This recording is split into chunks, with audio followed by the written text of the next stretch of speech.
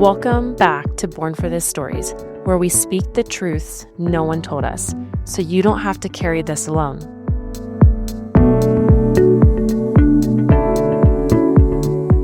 Today is the third and final part of our three-part series with Rebecca, in which she'll share more about the GAPS diet and how it has healed her daughter, healed others, and how it can be used as a healing tool in many health conditions.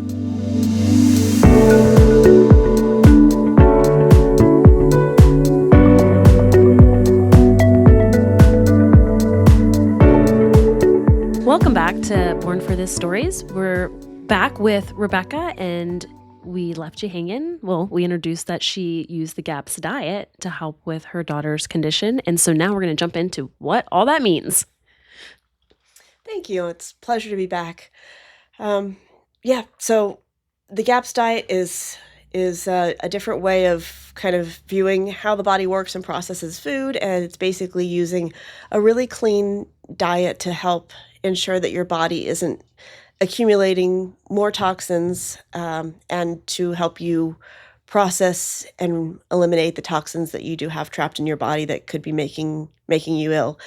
They do use a couple supplements to help along the way, but it's not a real supplement-rich diet. I think I mentioned on the last podcast that one of the things that I thought was so great about this diet and this lifestyle is that, you're not going to a doctor and paying them a lot of money or, spending a lot of money out of pocket for things that are not tangible in your pathway to health.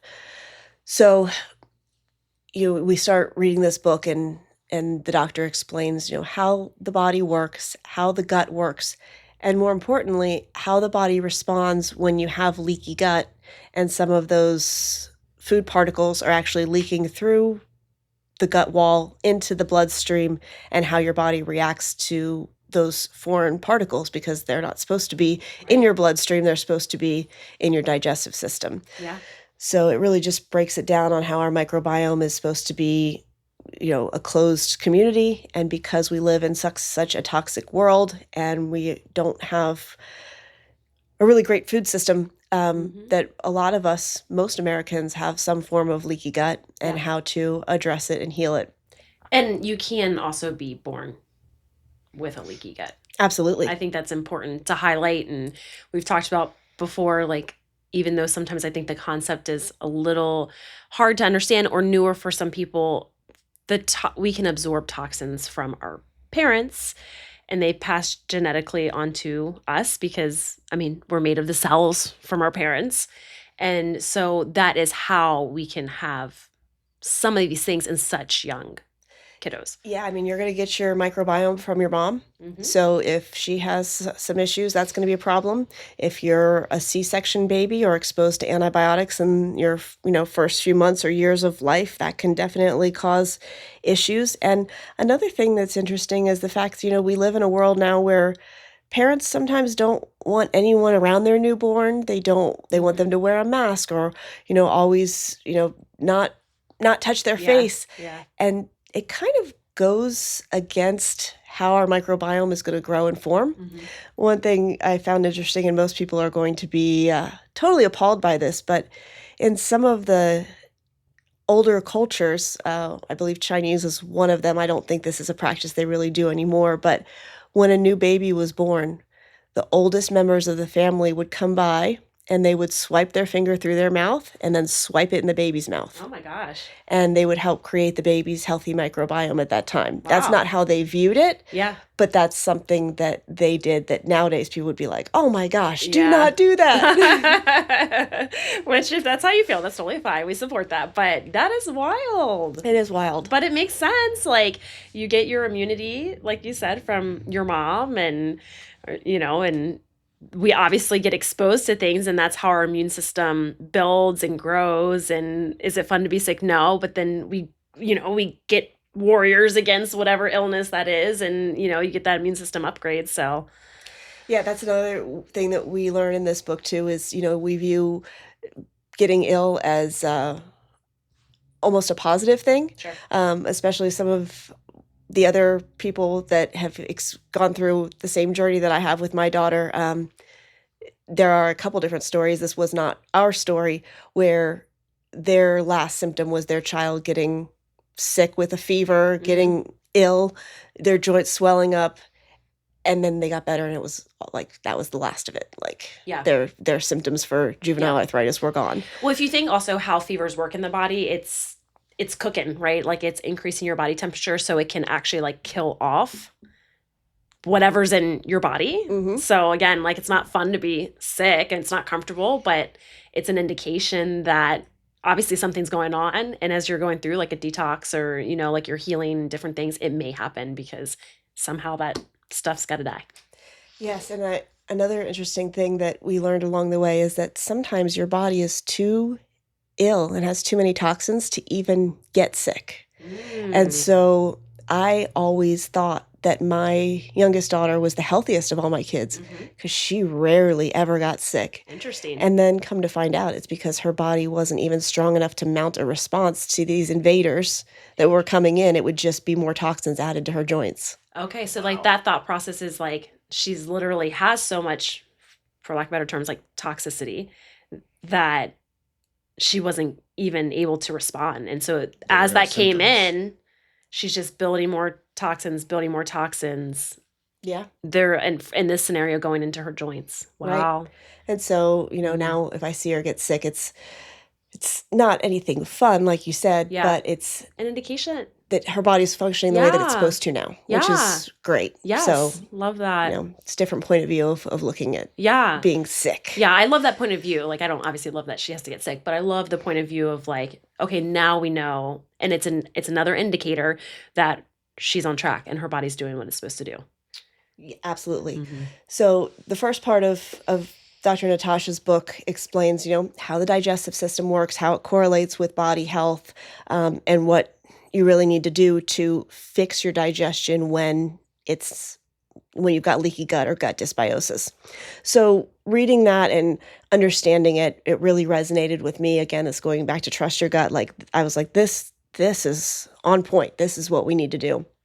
So when you start reading the rest of the book, it does get a little bit overwhelming with all the different things that you're supposed to do. And so I just decided that I was going to learn one thing at a time and implement it and go from there. So, you know, we were already doing gluten-free and dairy-free and all those things. And the first thing that I said, okay, well, the core of this diet for the healing portion is the meat stock. So I decided I was going to learn how to make meat stock. So it's similar to bone broth, except that we're using like a chicken where there's meat on the bone. We're not looking for like the breast meat. We're looking for like the joint parts. The feet are really good. The chicken heads, chicken backs, things that you wouldn't normally think of.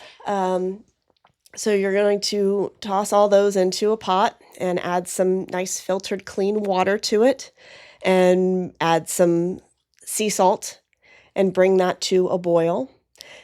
You'll see that the chicken we call it skimming the scud. There's like some stuff that boils up to the top and you skim that off and it'll give your meat stock a better taste.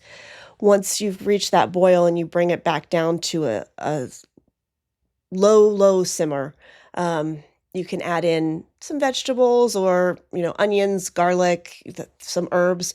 We definitely use all fresh herbs. We don't even use like dried organic herbs at this time because it's even harder for your body to process those.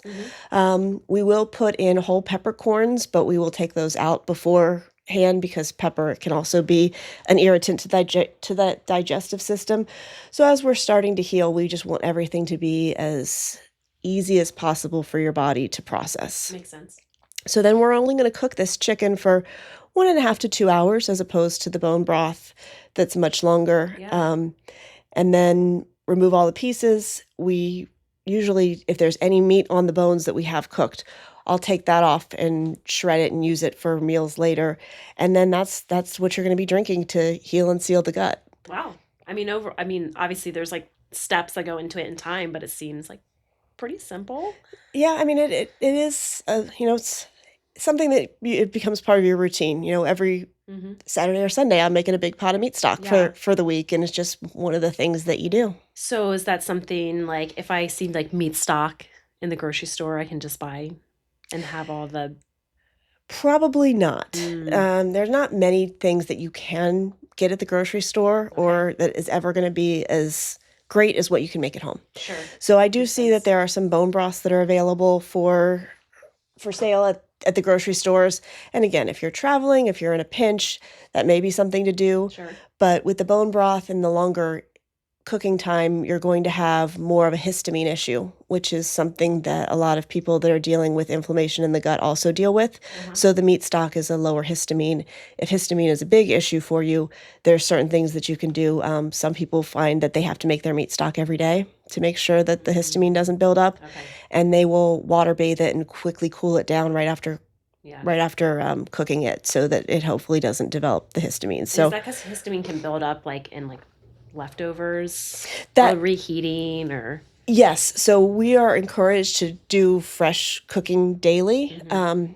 That wasn't always possible. So again, we Yeah. do the best that we can, but I always had approved food in the freezer that I could pull out if needed, because at the end of the day, even if it has some histamine buildup, it's going to be better than, oh man, what do I do for dinner tonight? Let's just run to the store or Yeah. run to a fast food place and get it. That's not a thing that was ever part of our healing process. Sure. We just adamantly stuck to the diet. So the first thing we did was implement the meat stock. And the GAPS diet has a couple different stages that you can go through. There's certainly different approaches to this. There's what we call full GAPS, where you have the widest range of food and cooking types available. And then there's the initial stages where you're really detoxing and healing. So there's different ways to approach it. A lot of people start with full GAPS because they're coming from a traditional American diet. Mm-hmm. And to go to that extreme where you start in stage one causes extreme die off, Mm-hmm. and some people can't process it. Plus, there's a little bit of a learning curve. So a lot of times it'll be recommended to start in the full GAPS, and then as your body slowly starts to heal and as you learn more about how to source and cook your food and store your food and process it, then you can kind of slowly go through those stages. Okay. I didn't have that knowledge when we started. Yeah. And so we started, with stage one, which is basically all you're eating is meat stock, and you can add that and make it a soup. So you can put in the chicken, you can put some veggies in there, and cook that up, but you're basically just eating soup and meat stock for a couple days. That is the part that put my daughter into the bad die off. And it was interesting. I didn't know what I know now, and my husband certainly didn't either. And we're like, how can chicken soup make this kid so sick? Like, Yeah, because you, in fact, like you say that, you're like, oh, you eat chicken soup and you don't feel good to make you better. right. So, what can we ask? Like, what were the symptoms of the die off? She basically just had like a tummy ache. She had a fever at some points. She was just lethargic on the couch Yeah. and just not feeling good. Yeah. But again, with her situation, it's not like we're going after something minor that we want to heal. So for us, even if we were to redo it, I still think I would have gone the same route, because yes, it's not fun to be sick, but her body went through so much healing at that time, that I think that it was one of those, like I was saying before, it's something you just have to go through, especially if you want to get that intense healing and get it jump started. Sure. So the next thing that you do after that, when you move on to stage two, is you can add in a couple different things. Like that's when we started adding in the egg yolks. So you think that you wouldn't get excited about that, but when you can go from just having chicken soup to then you add in this egg yolk that makes it creamy and delicious. Yeah. Yeah. It's very exciting. Yeah. And so that's basically what we did. Is I learned how to make the meat stock, and then we slowly moved through the phases of adding in foods that were technically harder for the body to digest as we moved along the stages. And it's interesting because like I was this person that like I wanted a recipe. Like if I'm giving my daughter a detox bath, they'd be like, okay, add Epsom salts. I'm like, well, how much? How do I know how much water's in the tub and how much to do? Yeah. And all the guesswork taken out. exactly. And then same with the stages. I'm like, how long do we be on stage one? How long do we be on stage two? And it's always like, oh, you'll just move at your own pace. And that part is still very hard for me to like wrap my head around on like, when do you know? Like, how do you know if what you're going through is die off versus your body's, chronic illness is flaring up Sure. or something like that. So it's the whole thing is a learning process. And that's important just to like remind people too, right? Like if you're on the journey, obviously like reach out if you need support. And I know you're going to talk about ways to find that support and guidance, but also like it will take time. Like that's just the reality of it. Anything like this is, especially chronic disease, like it's going to take time. Absolutely. And what's great too is like yes, you can mess up, but there's not anything that you're going to do that's going to really be that detrimental. Like if you move to a stage and the body's not ready for it and it gives you those signs, then you'll take a step back. And so it's another empowering thing as you go through this to learn how to trust what you're doing, trust what your body is doing, what your child's body is doing. And one of the things that I find the most interesting is that something that we might really be focused on as something we want to see as proof that the body's getting better is not what the body wants to address first. Yeah. I always tell people like your body decides, right? Like, because we may think it should be this order based on like what we've experienced or what we've seen in our kiddos, but like their bodies have its own design on how it's going to heal. Because your body's going to heal from the inside out, and healing's not linear. And especially with things like this, like we don't even know exactly what was going on inside of her body and what her body prioritized as the most important thing to address and fix first. I'm looking for this sign, this sign, this sign. The body's like, nope, I feel like I need to do this, this, and this. So that was always a little difficult to wrap around. But so we started with the meat stock. We started implementing the cod liver oil and the liver pills right away, and just the clean food. And we would limit even fruit, which I think a lot of parents think is healthy. At the beginning, we don't have any fruit, which is very hard for kids. That's the one thing. That's the one thing that parents are like, oh, my kids don't eat healthy, but they'll eat all kinds of fruit. And maybe for a child that's healthy and on the right track, that's something that they can handle. But for a child that's going through healing in the initial stages, we don't do any type of fruit which has sugar in it, and it's just not easily digestible for the body. And even when they get to full gaps, fruit and some certain nuts and seeds, if they're sprouted or processed properly, we limit to 15% of their daily food intake. So if you think about that, that's maybe 1 or 2 servings, maybe. I have seen this before, like just like, on social media. And when I remember seeing it, I was blown away because same thing, right? You're like, oh, my kid's eating fruit. And this woman's like, but they should be having like 10 blueberries a day. And mind you, like as a parent, you're like throwing away the carton because they just crushed the carton. And you're like, I thought I was doing a good job. And it's like all of a sudden it's like, well, let's see why, And then we also learn things too. Like if you are going to have fruit, you don't want to have that with other food. Like you don't want to have that with your meal because your body's going to digest the fruit and the meat at a different rate. And it's not good for your digestive system or your body to have that together. Well, I'm glad you just told me that because I want to start shifting some things. Another thing that we do too is if we are going to have any fruit, we have to eat it with a fat. So yes. Okay. I feel like I didn't know that one. And it's, I find that it's very interesting how much fat is a part of this diet because it's such a brain food, especially for the kids, and lubrication for the joint and all kinds of stuff. But we are upping the animal fats as much as possible. Coconut oil a little bit. We definitely don't use any type of other oils. Occasionally, if we wanted to use an olive oil that was very cleanly sourced, we can use that, but not with anything that we're heating up or cooking because it changes the makeup of it. So we're using, lard, we're using butter, we're using tallow. That's what we're using to cook our kids' foods. And so if you're pairing like a fruit with a fat, what are you doing? A lot of like times, a nut or no, a lot of times we'll be using like cheese. Okay. or Like a little, like a yeah, little so they'll kid have some like charcuterie. There's cultured apple and cream. cheese. Yeah, that's another one that we use a whole lot. Cultured cream is something that's fantastic, and we can even turn that into ice cream with an ice Oh cream yeah, that maker, sounds delicious. and then throw some berries on top of that, and add a little bit of honey to drizzle over it, and it's a nice GAPS dessert for the kids. Yeah, okay, I'm down with that. So, and that's what I mean about it being like a learning curve, because it's not something that you would normally think of, and you don't, it's just not anything. But that's one of the things that I'm always telling my daughter as she's reaching for the fruit. I'm like, you got to have a fat with that. And, we're still, we're on the other side of it, and we're not technically on the GAPS diet 100% anymore, but it's still some of those basics that I learn about digestion that once you know, you can't unknow. Sure, absolutely. So Yeah, a lot of people will ask me like, okay, how long do we have to be on this diet? And I'm like, well, Dr. Natasha says that it takes 2 years to be on this diet to heal and seal your gut.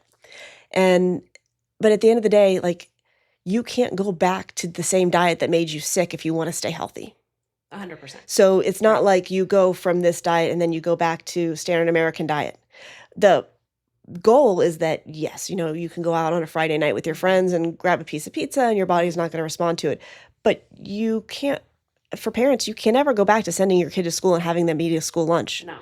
That's not possible. Even if you could, though, now that you know what you know, you mentally couldn't go back because Correct. you know all this new information and think differently than we were all brought up to think. Yeah, I mean, they're not going to your local farm and sourcing food. Like, it's mass production. Like, let's be real. Yeah, and it's certainly not organic. Maybe if we went to Japan. Yeah, none around here.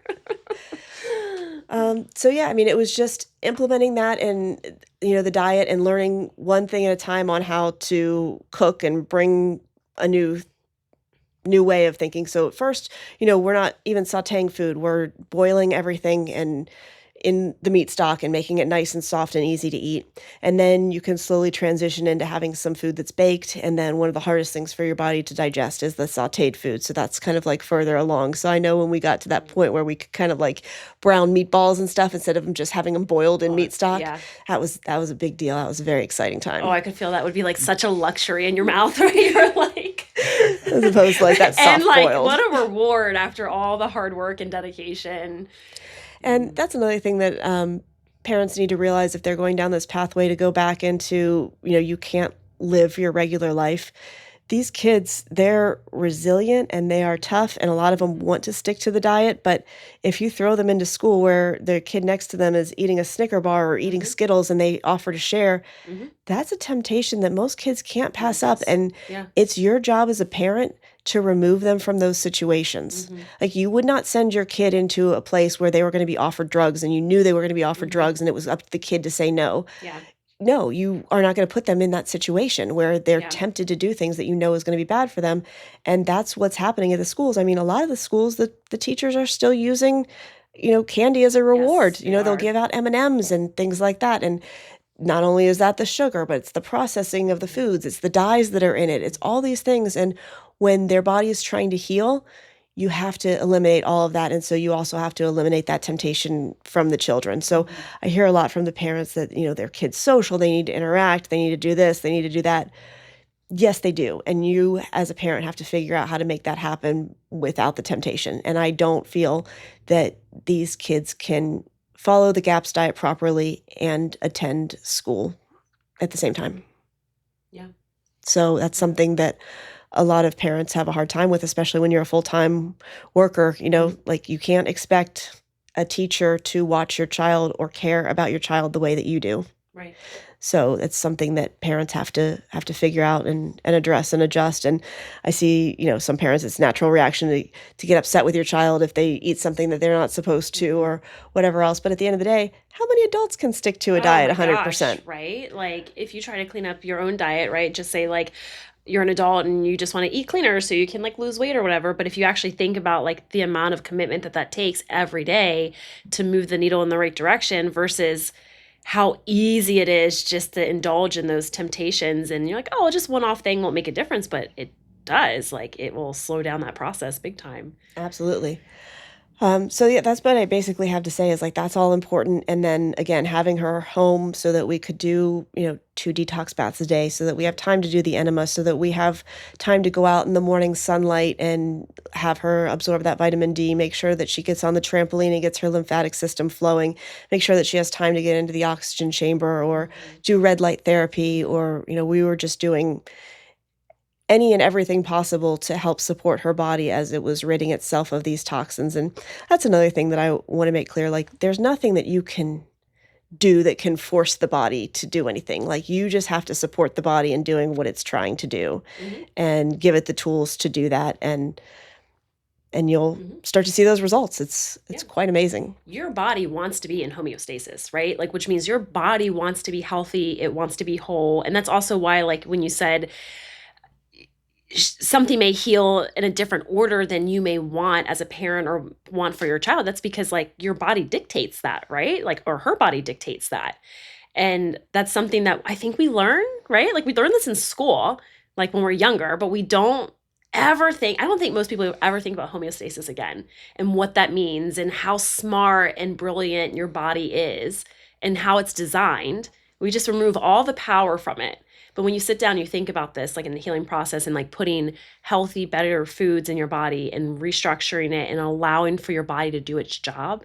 That's why you're in this position of where like your daughter and you guys were able to heal her autoimmune condition from the steps that you took, because you removed the interference. Like, you supported the body in such a positive way that it could do its job. And another way that some people look at it, like they want to let their kids have a little cheat here and there or something like that. And what I learned through this diet and the studying that I've done of the book and some of other resources is that your taste buds, your child's taste buds are going to change based on what they're eating. So they're going to get to a point where they love and crave this food. Yeah. And that's important. And I also felt like if I were to allow her on Halloween to have a piece of candy or two, that's going to hurt her so much more in the long term, because it's going to shift those taste buds pretty rapidly to craving sugar again. Right. And using that as a fuel instead of using fat as a fuel. Right. Which is what, how we want her body to process her foods right now. And I love that you brought that up, because I thought that when you were talking, I was like, because you were talking about like getting, through the healing process and like, but it's important to like continue to live like a healthy lifestyle, right? Like, once off thing, like obviously we're all human, like when you get to the heal point, but I thought like, oh, well, I'm sure your taste buds change, right? Like, how do they not? Because you're just adapting and you're changing your body. And I think this is also, a good indication that like you do make it to the other side, and like your body will also, if you listen to it, crave that healthy stuff. But how fast it is to change once you introduce the quote unquote, like we'll say addictive stuff, right? Like the things that's processed, made to be addictive, made to change the biomechanics of your body. But it's also similar to when you're sick as a kid. I remember being sick and having a stomach virus or something, and then finally being able to eat again. And something as bland as just plain chicken with no seasoning was like the best thing I've tasted ever. So, I mean, it's similar to that. I remember one of the first outings that we did when she was doing much better and eating gaps, and that things were, progressing well, as we went to an outdoor concert. And I brought some snacks for her that she could eat, but it got to the point where she had to go to the bathroom. And to go to the bathroom, we had to walk through all the vendors that were selling cotton candy and pretzels and I don't know what else. And I was like, oh man, this is going to be tough. And we start walking through there, and she looks at me, she's like, Mom, this smells gross. And I was like, oh man, thank goodness. That's crazy. Yeah. Yeah. Because everyone else, they think of carnival smells and like food truck smells, and they think that it smells good. And so for her to say that, I was like, wow, like things are changing. Yes. Well, I was wondering, you adhered to this with her pretty closely, it sounds like, and how did that change your mindset on eating, and how do you feel like, could you ever go back, and how do you feel about eating that way, and how has it affected the rest of your family, even though you didn't have necessarily something as drastic to heal from? Yeah, it's amazing what it has done. It's definitely like especially as my daughter got sick, I started having issues with anxiety and with sleeping. And those are things that cleared up for me pretty immediately. I wouldn't, and I mean, I used to wake up in the middle of the night with, I don't know if you would call it a panic attack or whatever, and I'd have to go wake up my husband and whatever else. And like that's not something that is a part of my life anymore. So it's definitely brought a lot of healing for me, and it brings healing for our family in different ways as well. It definitely has had played some tricks on my mind, I guess you could say, too. There was a period of time where it was very difficult for me to go out to eat because all I kept thinking about was all the toxins that were in the food. Or, I couldn't enjoy being out with people because I was like, what am I doing to my body? What's going, like, how am I going to react to this? And you get to a happy medium, or I did anyways, where I can still go out, but I know that, I have the core healing foods that I use at home and how to help so that if I do have toxins, I go home and have an Epsom salt bath. How terrible is that? I know. Sounds lovely to me. We also use a lot of teas. That's, I think, one area of the detox that I didn't talk about, but like dandelion tea, hibiscus tea, a lot of these different loose leaf teas that we use with just adding a little bit of honey to it. It really can make a difference on how you feel mentally, emotionally, and you know that it's good for your body. So that's something that we try. We have a whole little tea station at our house, and I have one of those little, I don't know what they call it online. It's like a magic teapot, but it's this little glass carafe, and at the top you put in the loose leaf tea, and then you pour the boiling water, and then after it's steeped for 5 minutes, you press this little button down. It's just a magnet, and it allows the little magnetic ball that was holding all the water up to allow the water to filter down, but the tea stays up top. And so it's something that my daughter, even at 9, she can make her own tea, and she enjoys doing it. It's something of a little ritual for her. Cool. And I'm assuming like the tea that you get is probably, again, like different than the stuff you're buying. Yeah, I don't know where I read this. I don't think that it was in the GAPS book, but I learned very quickly that even the organic tea bags at the store, they're using the leftover sifted pieces of the tea. It's not really the quality tea leaves that you're going to be able to buy off of offline or at different tea shops if you're able to find them. I'm trying to recall where we get our tea, which is slipping my mind at the moment, but there's definitely quality sources where you can go and get these things, and it's just a healthy thing to be able to drink. And you'll find when you're following this diet, there's not a whole lot of drinks that you can have. We're not having soda, lemonade, tea, which I don't think anyone should ever have soda at any point ever in their life. So I'll leave that there. Love it. Little Rebecca nugget. But what's really interesting is this was such a challenge for you to implement in the beginning, and it seemed so hard and like such a dedication. And we talked about choosing your hard. Well, all of a sudden now at this point in the conversation, you're starting to realize it's the new normal, and it's not hard. Yeah. And it's just the way you eat. And when you don't eat that way, you feel like you're not eating normal because you're eating more like we typically eat in America. And that's not normal to you anymore. Absolutely. It feels good knowing that I'm nourishing my family with real nutrients. I find it interesting that a lot of our food nowadays is not nutrient dense. And when they try to add nutrients to food, it only makes it harder for our bodies to process those types of added in nutrients, such as like cereals and things like that. Like those are just not a good source for the body.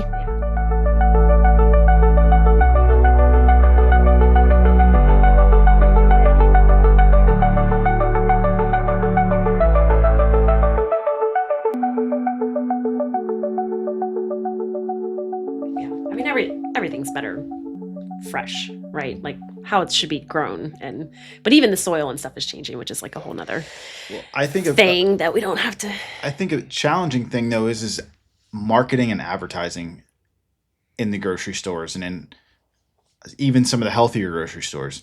We're told like this is the best of the best, but where did you even decide and figure out what actually is the best? Oh, this is a good question. Well, like even organic, there's certain stipulations that need to be met to be able to legally call it organic. But that doesn't mean that it is the type of food that you can eat and that you would get the benefits from. So how do you decipher that? And how do you know that the farmer that you're talking to, and where do you find these farmers that have the best of the best? Yeah, I was going to ask, did you interview your farmers? Absolutely. Absolutely. In fact, the farmers that we buy from are not labeled organic because they don't have the resources to go through that, and nor do they value that labeling because Yeah. it does not mean anything anymore. Mhm. Our farmer calls his food beyond organic.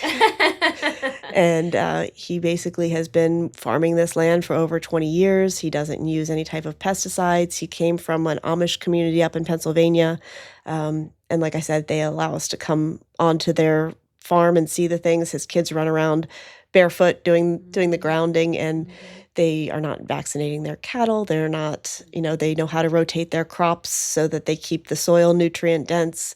As you were kind of going to a lot of the soil that's growing the food nowadays, it's not going to grow without added fertilizers and different things because the soil that we have has just been stripped of all its nutrients. So the same way I was speaking about, we want our animals that we're eating to be raised on the pasture where they're getting the nutrients from the soil, where they're getting the nutrients from the sun, where they're eating and moving the way that their bodies were designed to, because you can't get health from an unhealthy animal.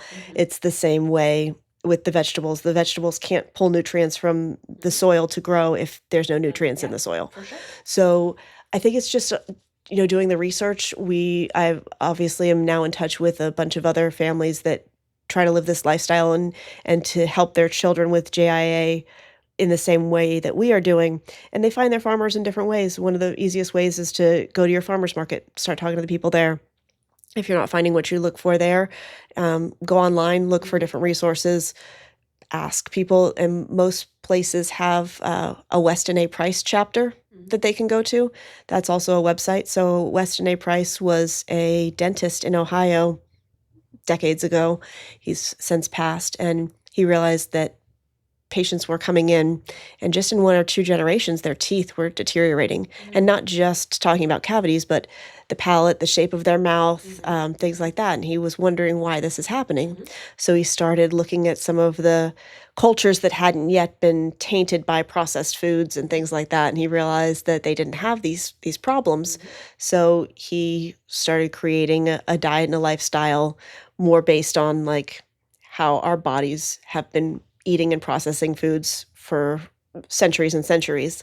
So that's what is the Wise Traditions. That's the conference that we went to where we met the doctor that came up with the GAPS diet. So that is the Weston A. Price diet. And the goal for our family is that we are able to move from the very strict healing GAPS diet to the Weston A. Price diet. And there's not a whole lot of differences, except that we're able to eat some grains and some things that we couldn't before. We're able to have sourdough. So that's life-changing, to be able to put a sandwich together with some sourdough bread. Or this Thanksgiving, we were able to make, stuffing with sourdough bread.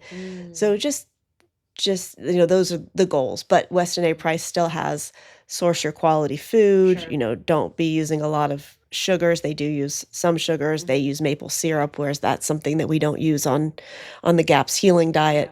So the whole goal of GAPS is to be the healing diet, and that is why one reason it's so intense. But hopefully you don't have to stay on that diet forever.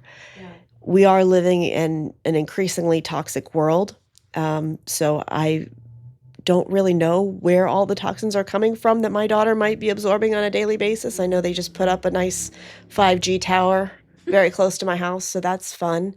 But I consider all those things that what's in the air that she's breathing. Is she going to a school or a church or a gymnastics center where there's mold?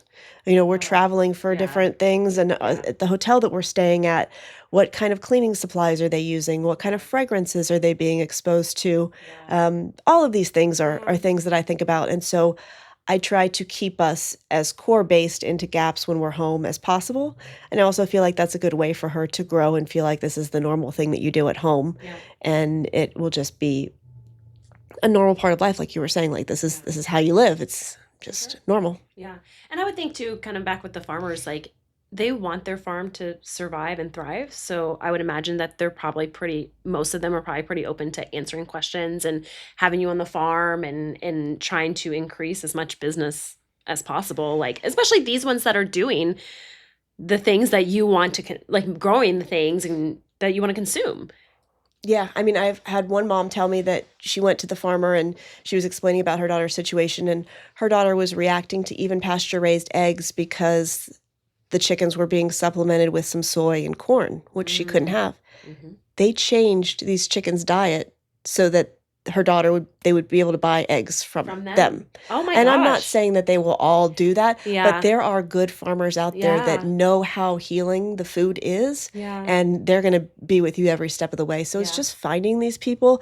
And again, like, you going to a grocery store is not going to change anybody's life, but if you start buying food from one farmer, that could change that farmer's life along with yours. So true. And so it's, I don't want to say it's giving back, but But it's supporting small business, if nothing else. And it's supporting the type of food that we want to see proliferate in this country. 100%. Love that. How have your other daughters taken to it, and did they play a role in it? Absolutely. I mean, we could not have food in the house that was not approved for our youngest daughter because, again, it's removing that temptation. That's your job as a parent, to make their life, it's already tough what they're going through, but you got to make it as easy as possible. They cannot be opening the cabinet and finding Cheerios in there, because even though that's not something that you would think as like a treat or whatever, when you can't have it and you know, and you're a kid, you want it all that much more. So, you know, anything that we had was eliminated from the house. And, you know, our dinners were meat and vegetables. There's not any starches, there's not any carbs. So it was definitely a change. They were really great about it. I will say that they did not stick to that diet when they were out with their friends. They're, you know, 7 and 9 years older than the youngest. So they were already, you know, into their teens when this is happening. So it's hard to break habits. If anything, I am grateful that they saw so much of a change, because even though it's not a diet that they fully follow right now, they have that resource and that knowledge to fall back on should they need it in the future. 100%. And, you know, my daughters, they will drink meat stock. They like drinking tea. They obviously have no problem eating clean chicken and steak, and they're good vegetable eaters. Did they miss having the fruits in the house? Absolutely. So we did have some frozen fruits so that they could make like smoothies and stuff, because they were also getting up earlier in the morning than my daughter. So it would be something that she wouldn't be seeing happen. And, you know, we could easily put that in the back of the freezer, and it wasn't anything that she was exploring at that time. So it was a way that my daughters could have a little something that wasn't gaps even at home.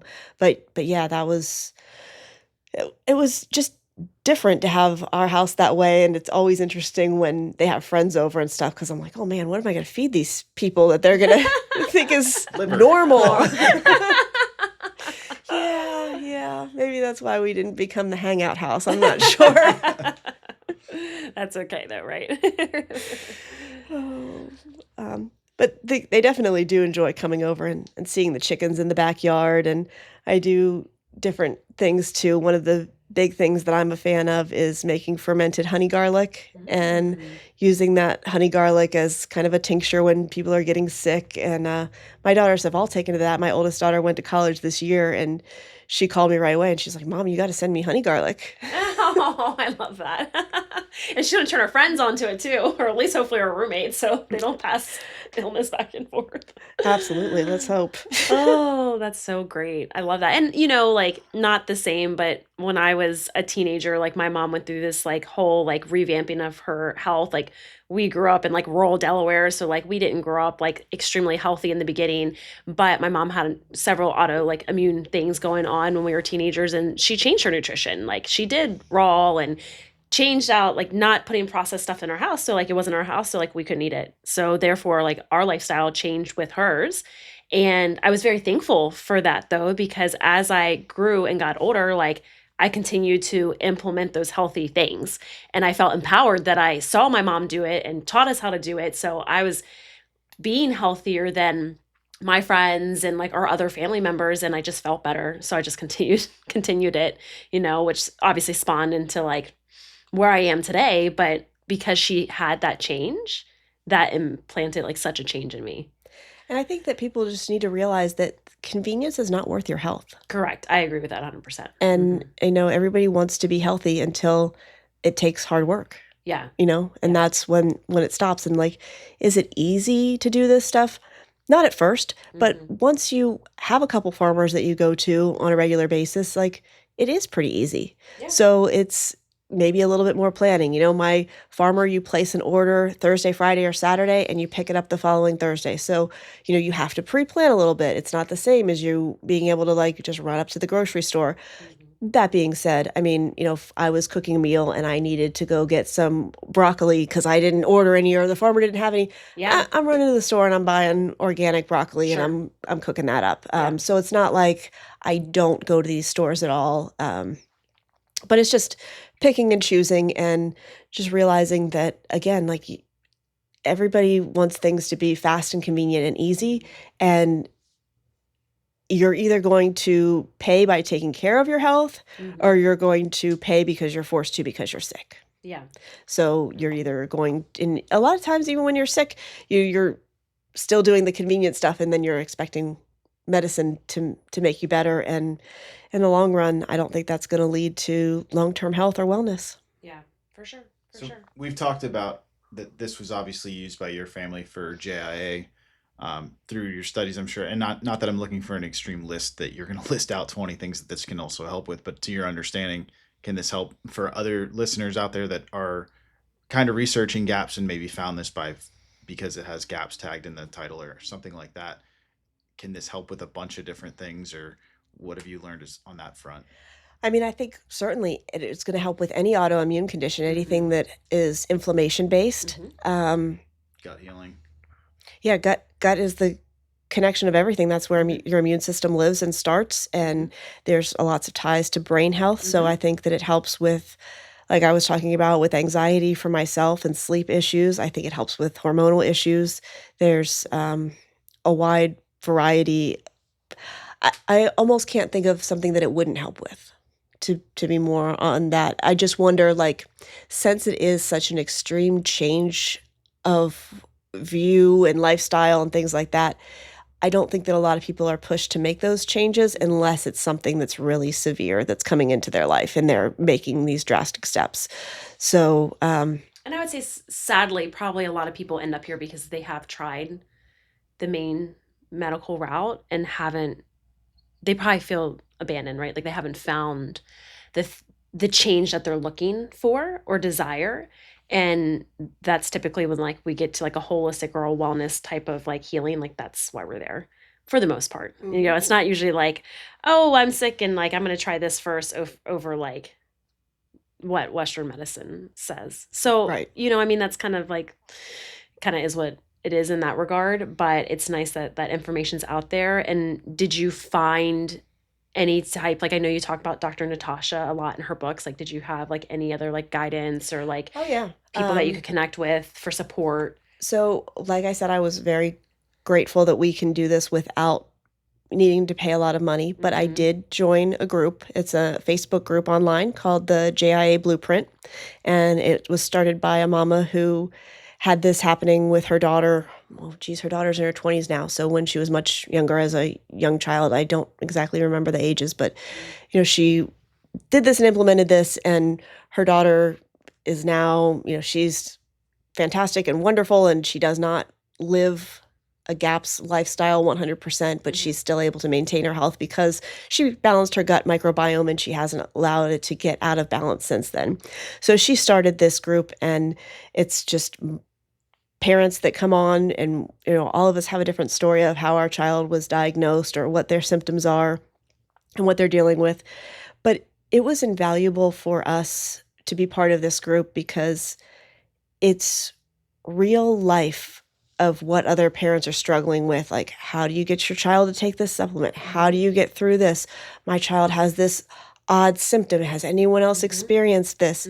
And that support from other parents, like, yes, we've been there. Yeah. This is why it's happening, or this is what we did. Yeah. I mean, even little things like if you are going to a farmer's market and your kid doesn't want vegetables, depending on how little they are, you can take little Mickey Mouse stickers or whatever and put them on the vegetables just like they put the characters on the cereal boxes and stuff, yeah. and the kids get more excited about it. That's such a good idea. Using like little different shaped cookie cutters to cut out like different, your meats, like instead of like having it be like a hamburger patty, it's shaped like a star, or Yeah. just little things that parents do, different recipes, different things, and it was very helpful because when my daughter was able to attend school, of course, we were still having her take her lunch, and she was going to a school where they didn't sell school lunch, so everyone was bringing their lunch in, and it was a pretty small, tight group.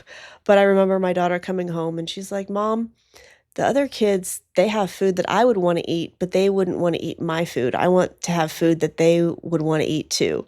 Yeah. And so I was like, okay, I can't just be, putting in a fermented pickle and some of this food for her. I've got to make it more fun. Yeah. So I figured out how to make, I would take the chicken that we had cooked in the meat stock and mix it with egg and some herbs and put it in a food processor and then patty that up and make chicken nuggets. And then I would also egg wash that and then kind of like do the shake and bake, but in pork rinds Oh, wow. as a breading, and cook those. And then we would do fermented ketchup with that, and that went over well.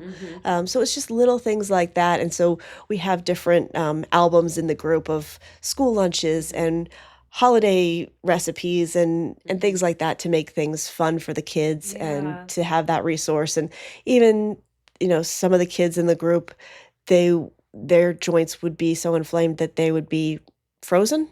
Yeah. So, there's one little boy that his knee was frozen almost like at a 90-degree angle, and another little girl where her legs wouldn't go flat. And just the physical therapy and the things that they did, stretches at home to help Yeah. make that better. Yeah. All that stuff is just really, really helpful because you need that.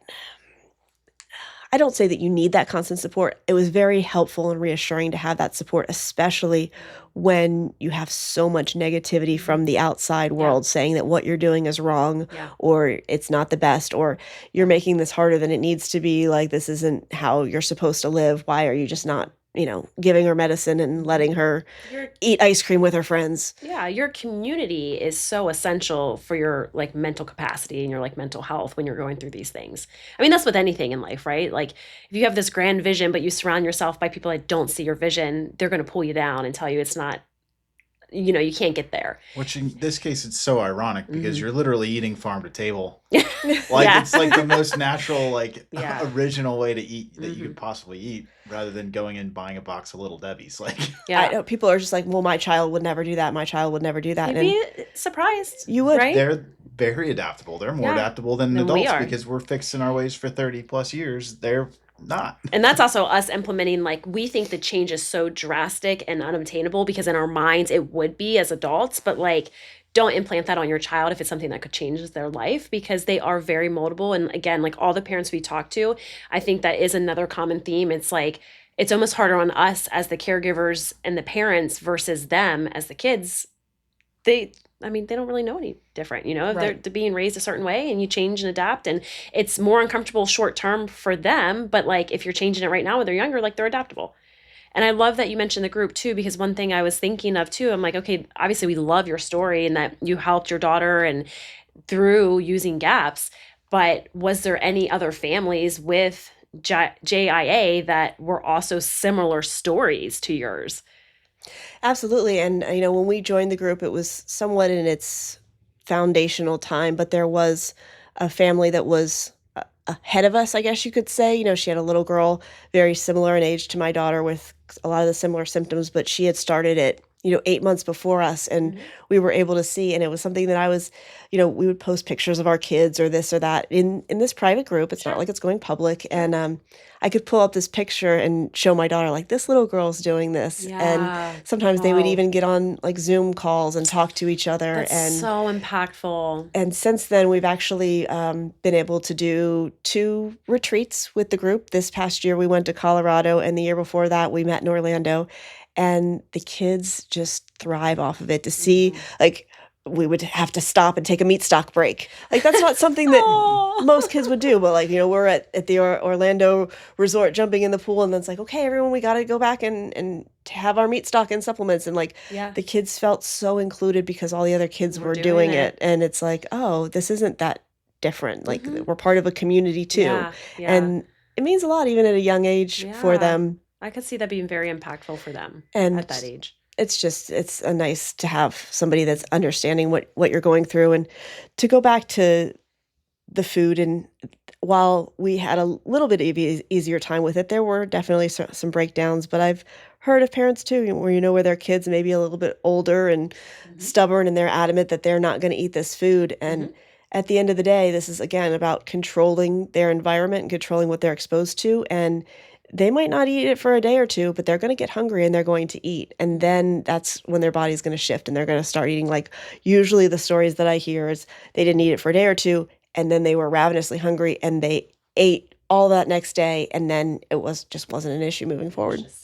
So, but it's tough, your kid's crying, they're saying you're hungry as a parent, you just want to give them anything. And that's heart hurts. a point of failure that I see with a lot. Parents give in and they give their kids fruit, or they give them something that is not part of what they're supposed to be doing.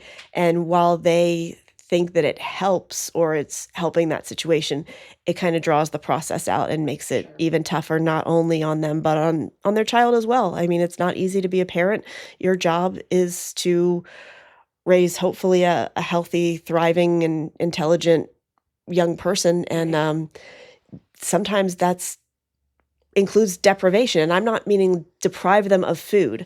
I'm talking about depriving them of the non-nutrient, non-healing foods that their body is currently exhibiting that it absolutely needs. Yeah, for sure. For sure. And it's so nice, again, that group's available. And it is available, right? Like other parents can join absolutely. it. So we have a public site which, gives a little bit of information, and then it's Juvenile and Autoimmune Blueprint is the public one that anyone can go and join. And then the private group is the JIA Blueprint, which there is a fee to be involved in that. There are free GAPS groups online. Sure. They're not specific to juvenile arthritis. You'll find people that have, that are trying to heal themselves as adults, some that are doing this with children. So a lot of the times too, in those other groups, it's something where you have to verify some of the information and advice that you're given, because not everyone is on the same page with GAPS and with their knowledge and things like that. So when you're not part of a paid group or you're not paying a GAPS coach or practitioner, you do have to be a little bit more responsible about those types of things. But it's certainly not undoable. We also have a nonprofit that we started that helps these JIA kids that are attacking their autoimmune disease with diet and detox to help support us to be able to go to these retreats that I was talking about. So that is the Juvenile Autoimmune Support. We do have a website, juvenileautoimmunesupport.com, and then an email at JAS for Juvenile Autoimmune Support Nonprofit at gmail.com. JAS nonprofit at gmail.com. Cool. And we'll make sure to link that in the show notes too, so that way it's super easy for people to find and hopefully get some support that maybe they're looking for. Yeah, all I can say is that, trust your gut, do the hard work. Your kids are worth it. You're worth it. And, don't give up. Yeah. Yeah. Love that. Love that. And I would just want to let you know that you're a really good mom to do that for your daughter. Thank you. Yeah. No, It's not an easy. amazing story. Yeah. I also want to thank my husband. Like he has been supportive all along the way. It breaks my heart because I see some of these moms that try to implement this, and especially if they're in a divorced family, they then send their child to the other partner who lets them eat McDonald's and feeds them sugar and whatever else. And so they're trying to heal, a couple 50% of the time or 70% of the time or whatever they have. And then, their child is also like, well, how come when I'm with so-and-so, I get to do this? And so just having that family support. I also, came from a family where people were not viewing me as too outside the realm of normal because it's more of a natural health type family. So there's a lot of extra pressures on people that have a non-supportive spouse or have other family members that are very vocally against what they're doing, or even underhandedly trying to sabotage almost by giving their child things that they know that they're not supposed to have, because they think that they're giving their kid the child a treat or something, and Right. not realizing and understanding how detrimental that really is. So Yeah. like that family support is huge, and I just hope that everyone can get that same support, because it's very important. Yeah, and that's why we have this community too, because I know that not everyone has that support.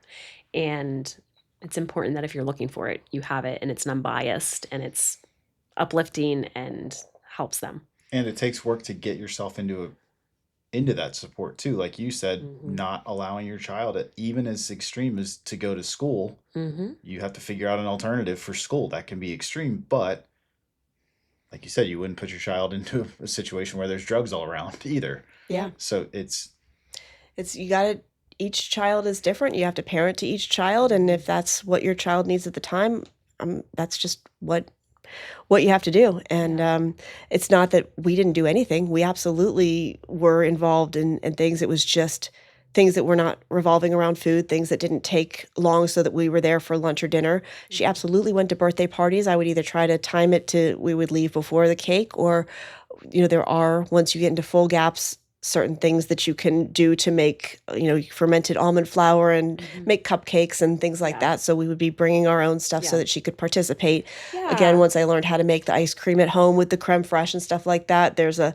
little container. It was on Shark Tank, and now they sell it on Amazon, and it looks like a little pint-sized ice cream container. It's like stainless steel. That's cool. But it keeps the ice cream frozen for like 8 hours, and we're in Florida. Yeah. So I could literally pack it up and we can go to the park, and she can have ice cream after her soccer game with her friends. Or Yeah. a lot of times they have that little icy truck that comes around. So I would bring like tea or kombucha, and so she would buy shaved ice for like $4 or something stupid so she could participate with her friends, and then we would be pouring whatever she was allowed to have flavor-wise on top of it, so that she was participating. Yeah. That's so inspirational to hear. Yeah. So things can obviously be done. Sometimes it's a little bit of a workaround, but it takes some real creativity. Yeah. I mean, that's impressive stuff. Yeah, which I'm sure it sounds like the group is like super helpful with, which is nice to like. Sometimes it's nice to be able to join something where you don't have to be the the person like creating all of these things. You just get to like tap in to the information that's already been figured out, and it makes things a little bit easier. Absolutely. Like it's great, and these moms, it's really great to be able to have that resource and that community. And I think that we would have been successful without it, but it was very helpful. And it's just, like you said, it's so easy. You can go on there and post, I have this, or this is coming up, what do I do, or whatever else. And all the moms, they want to support because they're right there going through the same things. And if they're not in the trenches now, they vividly remember what it's like. Oh yeah, it just takes one of those comments to like pull you back real fast, and then you're right back in that moment. So yeah, that's amazing. And thank you so much. Thank you for allowing This me was to so share our great. story. Yeah, absolutely. And again, we'll connect your nonprofit and those different groups in the show notes. So if anyone needs the support, they know where to go and find it. And yeah. Fantastic. Yeah. Anybody that has any questions or and maybe wants more information, no problem reaching out. I can certainly connect you with resources that would be helpful and beneficial to you, your child, and your family.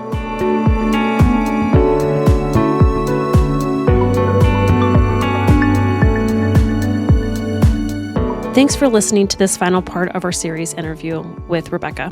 We hope you find this conversation series inspiring, easy to navigate, and full of helpful information.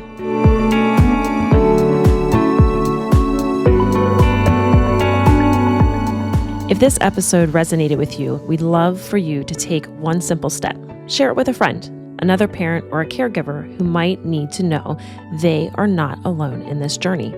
Make sure you are subscribed so you will never miss an episode. We release new stories every Monday.